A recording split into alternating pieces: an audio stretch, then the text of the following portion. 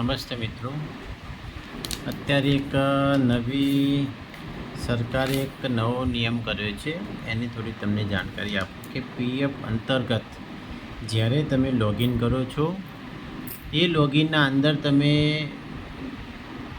Entry કરો છો, enter થાઓ છો લોગિનમાં જે પીએફની વેબસાઇટમાં, તો ત્યાં એક ચોક્કસ હેડલાઇન આવે છે.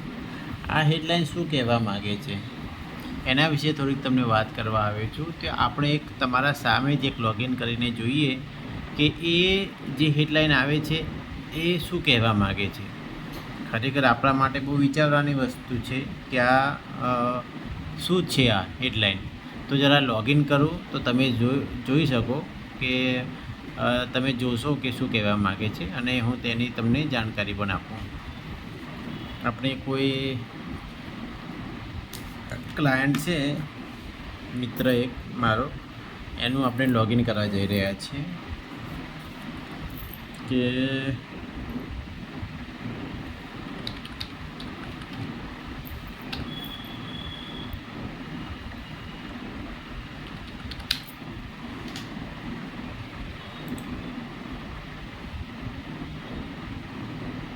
હવે આપણે એનો પાસવર્ડ એન્ટર કરીએ.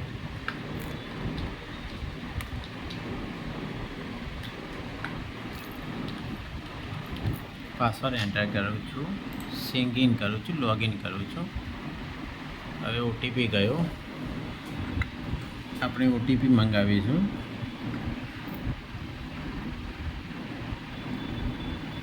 થોડો વેટ કરી, ઓટીપી આવે ત્યાં સુધી. મેં પહેલાંથી જ વાત કરીને રાખી છે કે ઓટીપી આવે તરત ઓટીપી તમે મોકલી આપશો, જેથી તમારું કામ થઈ શકે.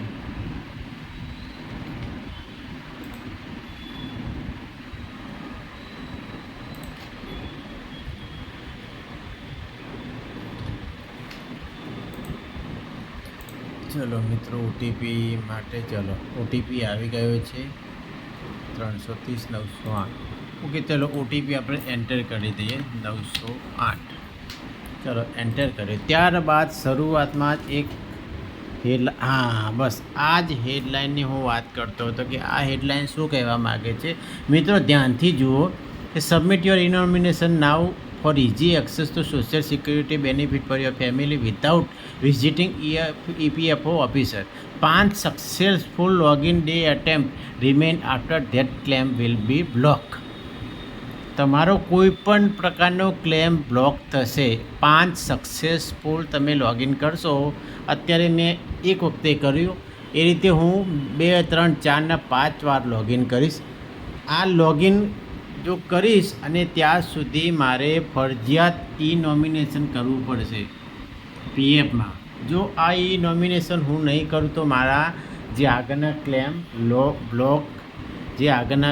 એ લોકો બ્લોક કરશે, એટલે મારો કોઈ પણ ક્લેમ હું વિડ્રો કરી શકીશ નહીં. ખાસ આ એક પ્રકારનું આ જે મુખ્ય વાત હતી એ મિત્રો તમને જણાવવા માગું છું. તો મિત્રો ખાસ તમે પીએફનું તમારા તમામ આગળના પીએફ રિલેટેડ લાભ લેવા માગતા તો મિત્રો ચોક્કસ પહેલાં નોમિનેશન ફરજિયાત ન હતું. આજથી 1 વર્ષ પહેલાં સરકારે ગાઈડલાઇનમાં તો કીધું હતું કે નોમિનેશન કરી દેવું. દરેકને કંઈક જિંદગીનું કંઈ નક્કી નથી હોતું. આ પાછળની જિંદગીમાં કંઈક દુર્ઘટના થાય, કોઈ દુઃખભર્યો બનાવ બને તો આપણા પરિવારજનોને આ જે પીએફનો જે આપણો મહેનતનો પૈસો છે તેમને આસાનીથી મળી રહે. એટલે હવે તમને ઓનલાઈન જ આ પીએફનો પૈસો પોતાના પરિવારજનોને મળી જશે. આ માટે નોમિનેશન ફરજિયાત કરવામાં આવ્યું છે.